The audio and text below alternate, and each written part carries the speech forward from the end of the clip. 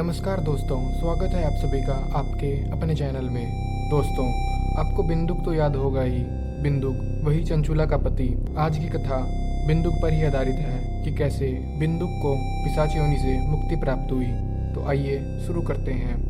सूत जी बोले, सोनक, एक दिन चंचुला आनंद में मगन उमा देवी के पास गई और दोनों हाथ जोड़कर उनकी स्तुति करने लगी।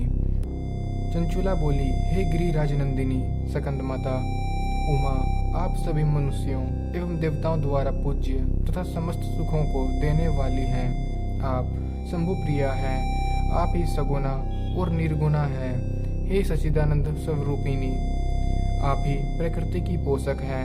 हे माता, आप ही संसार की सृष्टि, पालन और संहार करने वाली हैं। आप ही ब्रह्मा, विष्णु और महेश को उत्तम प्रतिष्ठा देने वाली परम शक्ति हैं। सूत जी कहते हैं, सोनक, सदगति प्राप्त चंचुला इस प्रकार देवी की स्तुति कर शांत हो गई। उसकी आंखों में प्रेम के आंसू उमड़ आए।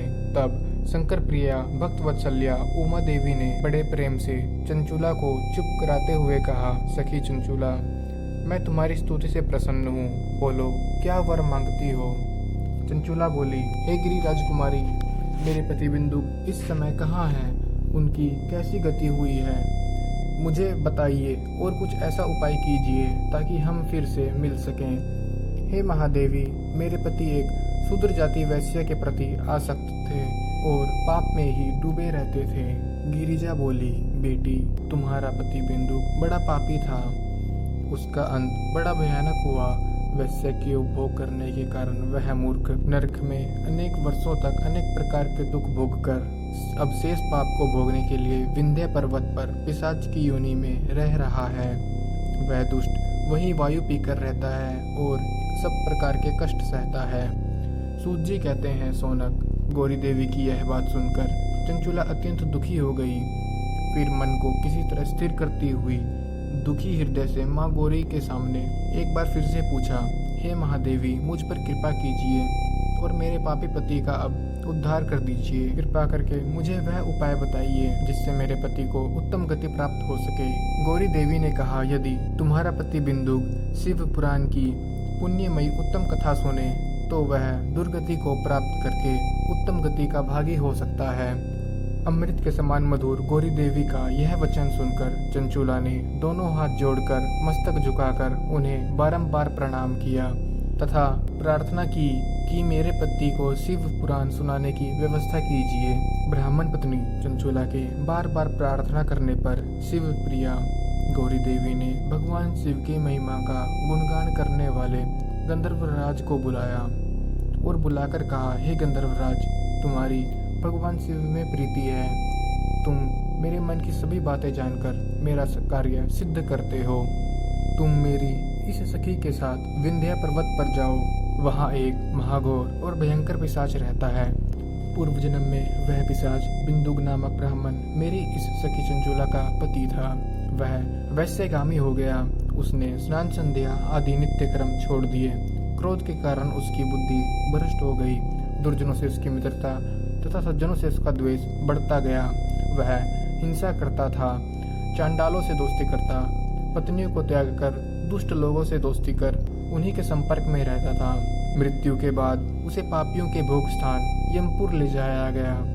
वहाँ घोर नरकों को सहकर इस समय वह विंध्य पर्वत पर पिशाच बनकर रह रहा है और अपने पापों का फल भोग रहा है।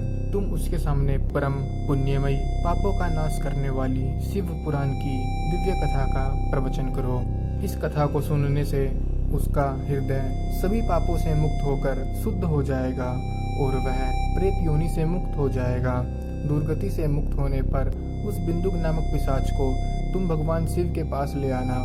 सूत जी कहते हैं, सोनक, माँ उमा का आदेश पाकर गंधर्वराज प्रसन्नतापूर्वक अपने भाग्य की सराहना करते हुए चंचुला को साथ ले पिशाच के निवास स्थान पर विंध्य पर्वत गया। वहां पहुंचकर उसने उस विकराल आकृति वाले पिशाच को देखा। उसका शरीर विशाल था। वह कभी हंसता तो कभी रोता था। महाबली गंधर्वराज ने बिंदुक नामक पिशाच को अपने पासों से बांध लिया। उसके पश्चात गंधर्वराज ने शिव पुराण की कथा बाँचने के लिए स्थान की तलाश की तथा मंडप की रचना कर दी। शीघ्र ही इस बात का पता सभी को चला कि एक पिशाच के उद्धार हेतु देवी पार्वती की आज्ञा से गंधर्वराज शिव पुराण की अमृत कथा सुनाने के लिए विंध्य पर्वत पर आए हैं। उस कथा को सुनने के लिए बहुत से देवर्षि वहां पहुंच गए। सभी को आदरपूर्वक स्थान दिया गया। पिशाच बिंदुक को पासों में बांधकर आसन पर बिठाया गया और शिव पुराण की अमृत कथा का गुणगान शुरू किया गया। उससे पहले विद्वेश्वर संहिता से लेकर 7वीं वायु संहिता तक शिव पुराण की कथा का स्पष्ट वर्णन किया। सातों संहिताओं सहित शिव पुराण को सुनकर श्रोता कृतार्थ हो गए। परम पुण्यमय शिव पुराण की कथा को सुनकर पिशाच सभी पापों से मुक्त हो गया और उसने पिशाच शरीर का त्याग कर दिया। शीघ्र ही उसका रूप दिव्य हो गया। उसका शरीर गौर वर्ण का हो गया। शरीर पर अनेक प्रकार के पुरुषों के आभूषण आ गए। इस प्रकार दिव्य देहधारी होकर बिंदुक अपनी पत्नी चंचुला के साथ स्वयं ही भगवान शिव के गुणगान करने लगा। उसे इस दिव्य रूप में देखकर सभी को आश्चर्य हुआ। उसका मन परम आनंद से परिपूर्ण हो गया।